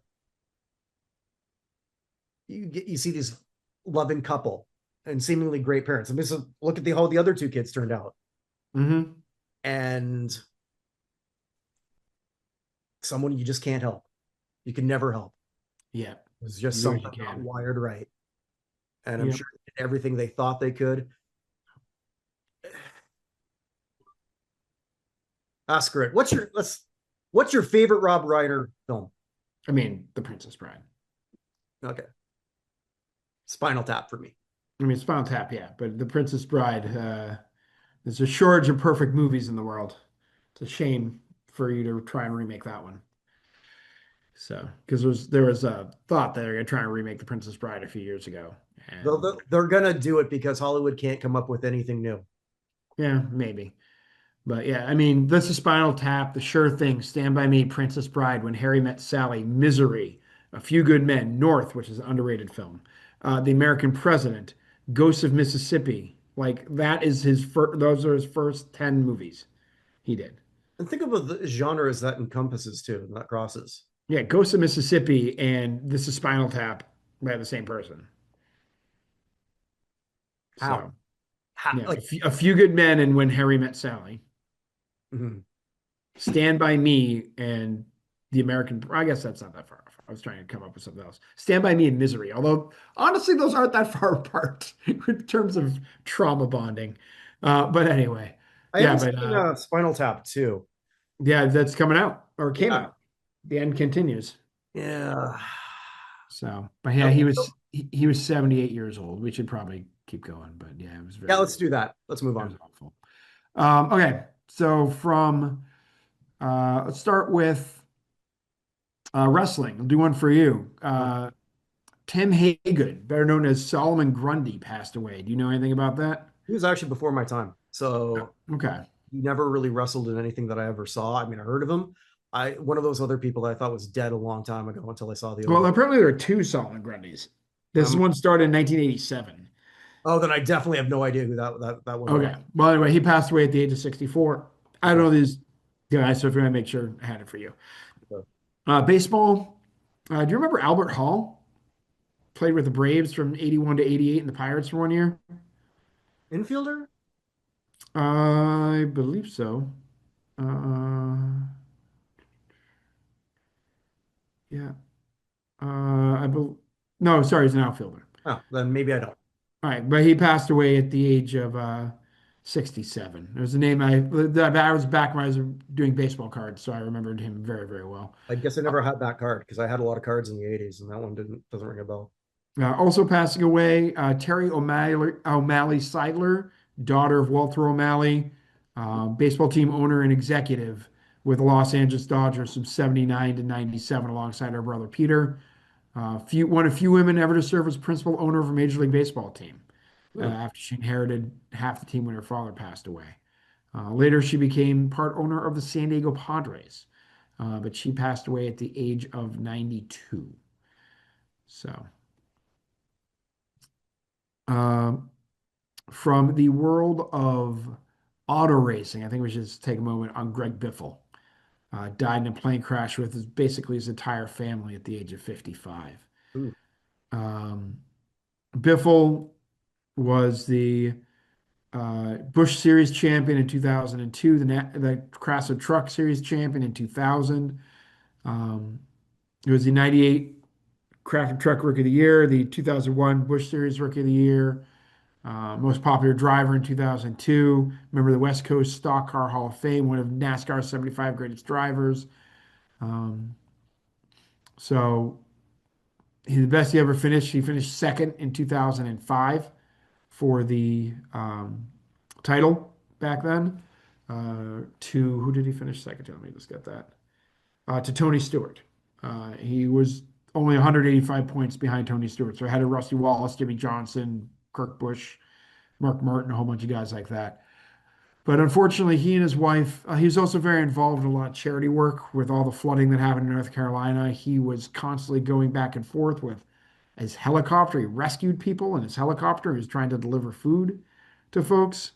Hmm. Um, but yeah, so he and his wife Christina, both his children, and Kenny Wallace's former driver for this book, Craig's Wadsworth, plus the two pilots, Dennis and Jack Dutton, were on board the plane when it crashed. But yeah, very sad. A very, very well-liked man in NASCAR for his charity more than anything else. Jimmy Johnson and particularly Tony Stewart were very, like Tony Stewart does not get particularly emotional sad wise. He gets emotional anger wise, but he doesn't get emotional sad wise, and he was pretty much a mess when he found out Biffle died. But Greg Biffle was 55 years old. From golf, maybe the greatest Japanese professional golfer, for at least the first great one, Masahaki Ozaki, Masahashi, excuse me, Masashi Ozaki. God, I'll get it right eventually. He passed away at the age of 78. Remember the World Golf Hall of Fame from 2011. Um, has 114 wins on the Japanese professional tour, or sorry, 114 professional wins, including 94 on the Japanese tour, which is first all time. Highest he ever finished in a major was the 89 US Open, where he finished tied for sixth. Um, but yeah, all three of his so he and his two brothers, Tateo and Naomichi Ozaki, have all won the Japan Golf Tour. But he passed away of colorectal cancer at the age of 78. From hockey, we lost quite a few people from well, three people from hockey. Biggest one I would say is Bobby Rousseau, uh, represented Canada in the 1960 Squaw Valley Games, among other things. But he also played 942 games in the NHL, scoring 703 points. Most of the Canadians, but also North Stars and Rangers from 1961 through 75. Won the Calder Trophy in '62. Went to three All-Star games. Second team All-Star in '66, and a four-time champion, Stanley Cup champion in '65, '66, '68, '69. Also once scored 5 goals in a game. There aren't that a ton of guys who've ever done that. Very few. But he passed away at the age of 85. Also passing, Guy Chouinard, played with the Atlanta, Calgary, and Calgary Flames and St. Louis Blues from 74 to 85. Um, Nicknamed Gramps, because he always looked so much older than he actually was. He passed away at the age of 69, 578 games in the NHL with 575 points, almost a point a game in He his must career. have been bald. All the hockey cards I remember of him, he had a helmet on, so he didn't. Entirely possible. I don't actually know. The Okay, picture, there's no one I don't want to go look it up. But I don't remember him it's, looking that old, but all right. yeah, I don't know. And finally, Lowell McDonald passed away at the age of 84. Mhm. Played with the Red Wings, uh, LA Kings, and Pittsburgh Penguins, 506 career games, 390 points. Mhm. Um, yeah, won both the Hobie Baker Award at Harvard and the NCAA championship. Was forced to retire in 1991 due to persistent migraines from pretty much not just that, but like everything. But yeah, he passed away at the age of 84. Mm. So, um, right, from football, uh, Billy Ray Barnes was a halfback in the uh, NFL, played with the Eagles from 57 to 61, the Redskins 62, 63, and the Vikings from 65 to 66. Was a member of that 1960 Eagles team that won the NFL championship. Three-time Pro Bowler from 57 to 59. College World Series champion as well in baseball with the Demon Deacons. In 1955, his number is retired by Wake Forest. The ACC Player of the Year in 1956. He passed away at the age of 90. Um, Also passing away, Mike White, the former coach of, um, well, he was a member of the St. Louis Rams when they won the Super Bowl, coaching staff when they won the Super Bowl in 1999. 82, 71, and 4 as a coach in the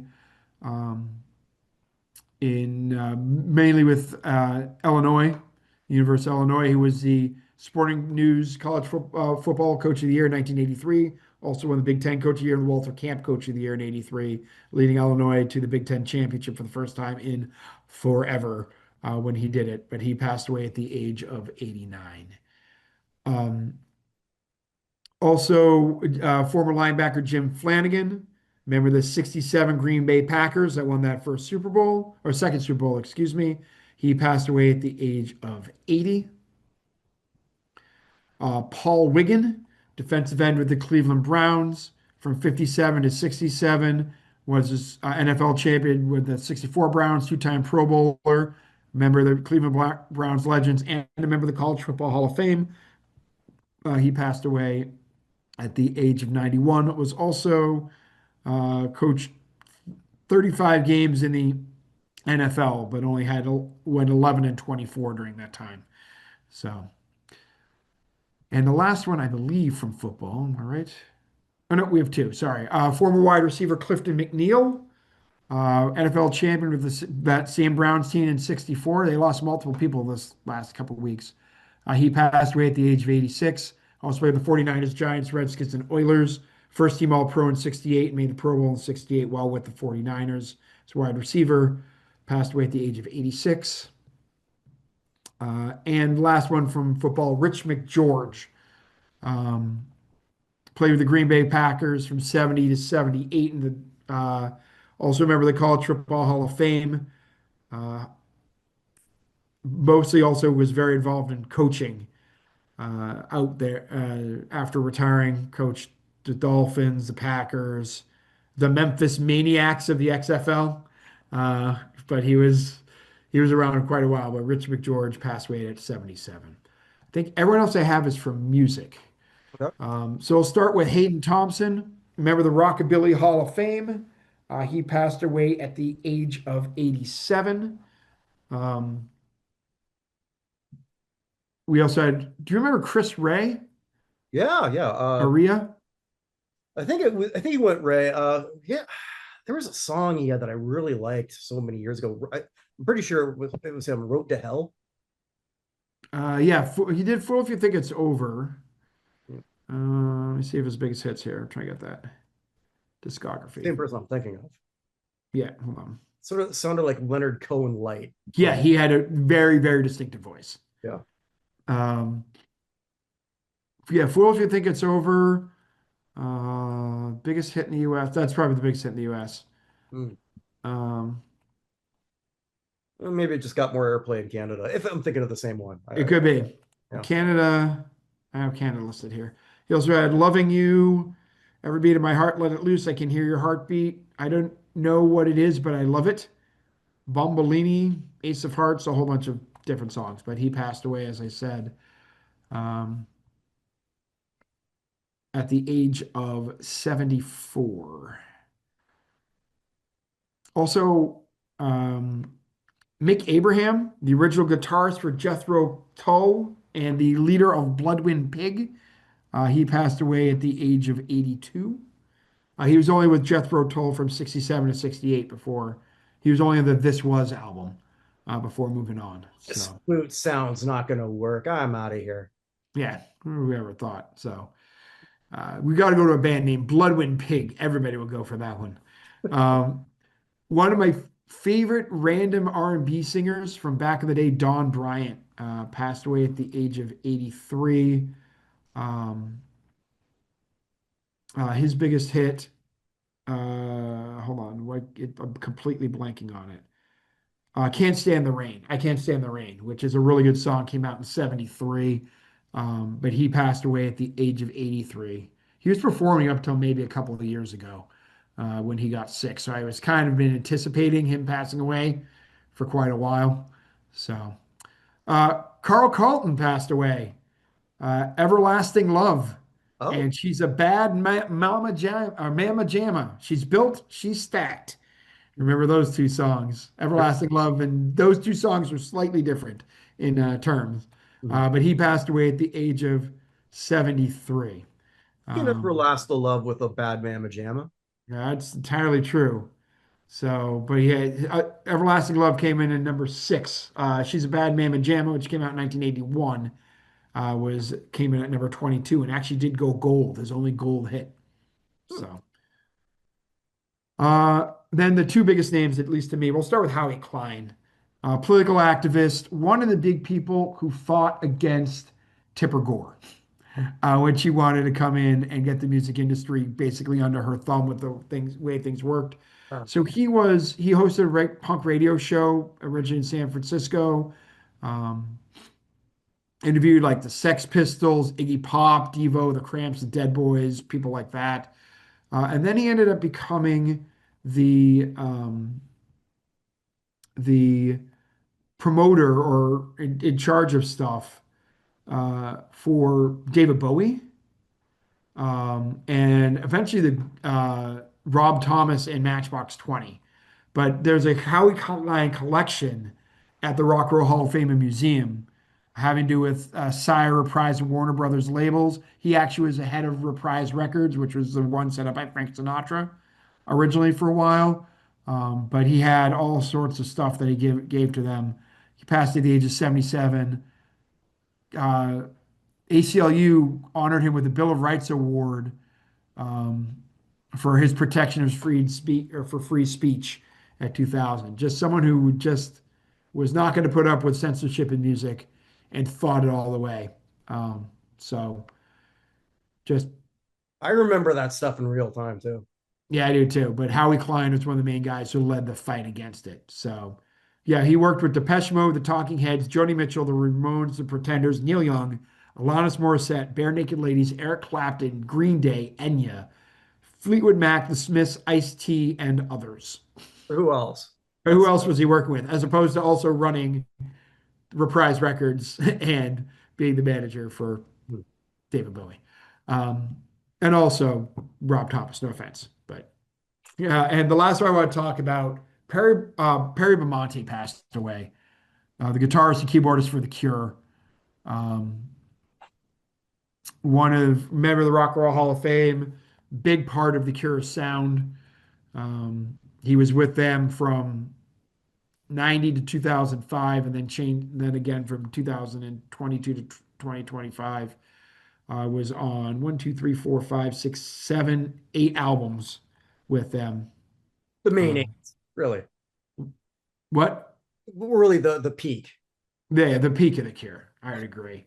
Yeah. Um, yeah, he passed at the age of 65 after a short illness. So, do you have anything to say about Perry Belmonte? Not about him. Just every time I think of the Cure and you mentioned the Rock and Roll Hall of Fame, there was that one I guess mildly viral clip where the Cure showing up for the rock and roll and it's the red carpet.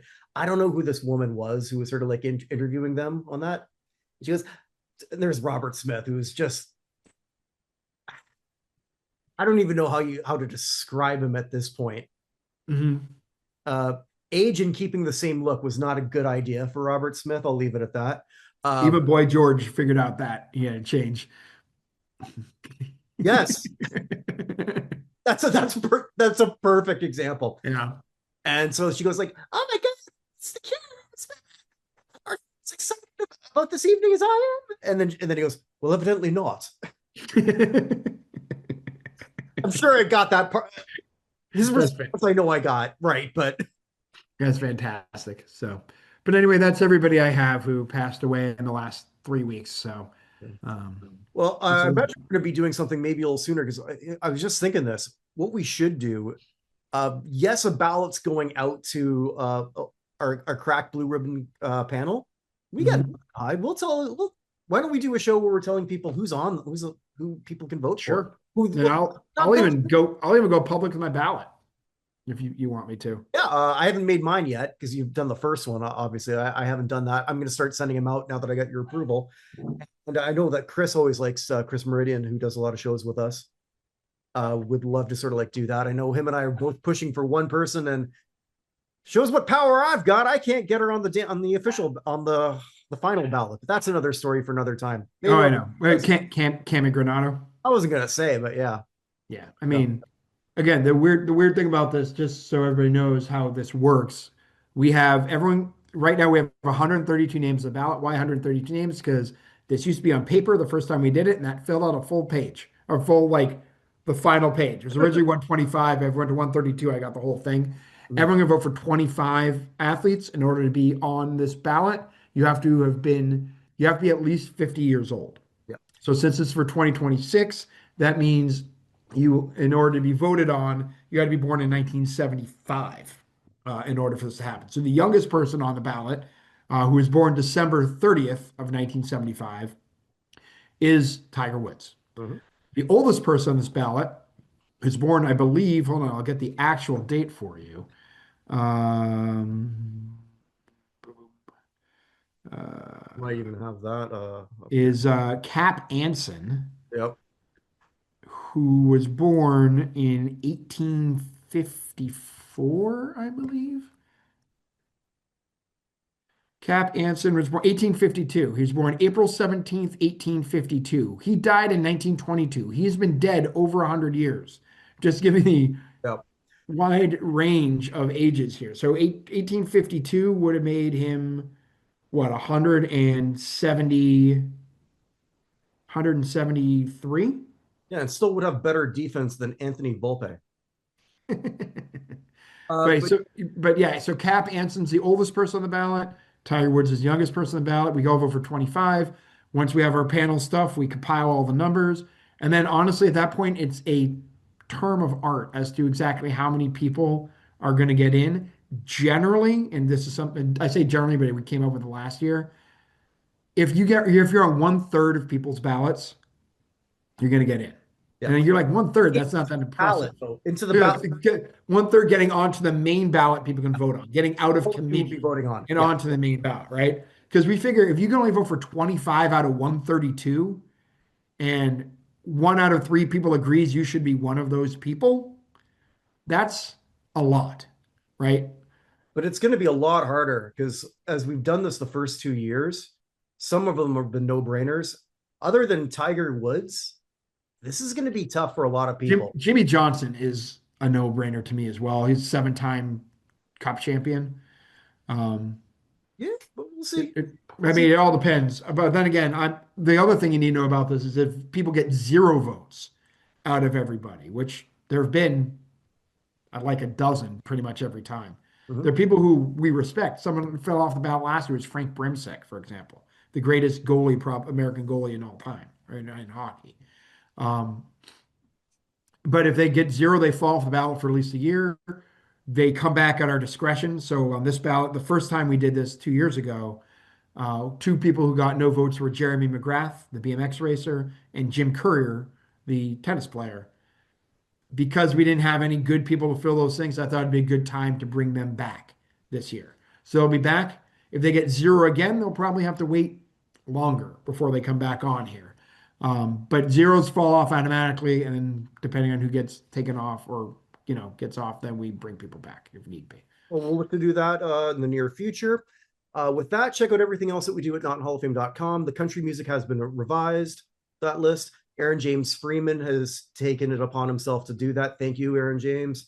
Aaron, I believe I've asked him to come on the show and sort of talk about that. He says he's willing to do it, so I'm hoping that that's going to be the case because I really want to pick through his brain on his thought process. The Country Music Hall of Fame. You don't have to be a country music hall or country music aficionado to at least find this a little interesting. Man, it's the hardest one to get into. One artist, one veteran artist, and then one contributor. Yep. That's it every year.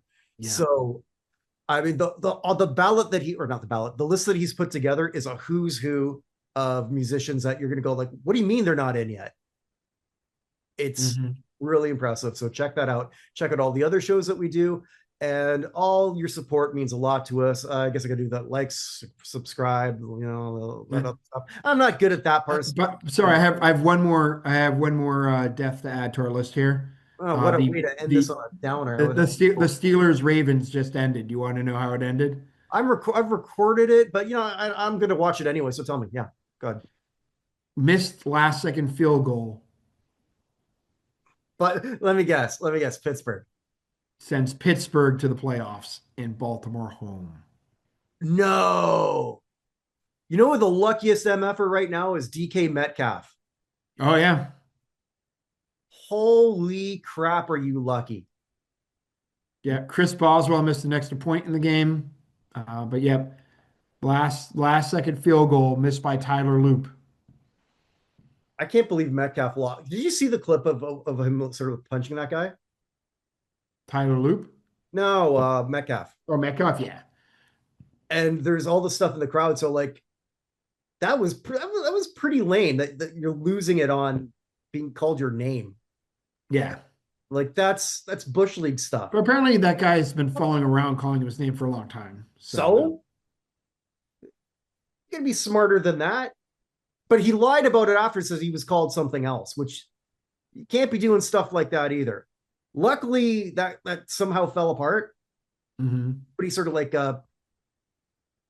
wanted to sort of like follow up on that stuff, and probably also too because they got through. And at the end of the Yeah. day, it's not affecting anything. But you can't Yep. go accusing people of calling you an N-word if that didn't happen. Yeah. You can't be doing that. And Learn from Jussie Smollett. there. Hmm? Learn from Jussie Smollett. Well, luckily he won't have. Well, luckily it's going to be okay. And I like DK. I've always liked him, Hmm. but that was a dumb thing to do on every level. Very much so. Yeah. But anyway, that's neither here nor there. We're gonna close it like I always do. Whatever you are, wherever it may be, make today happen. And make today count. So it never comes again. Take care, everybody. See ya.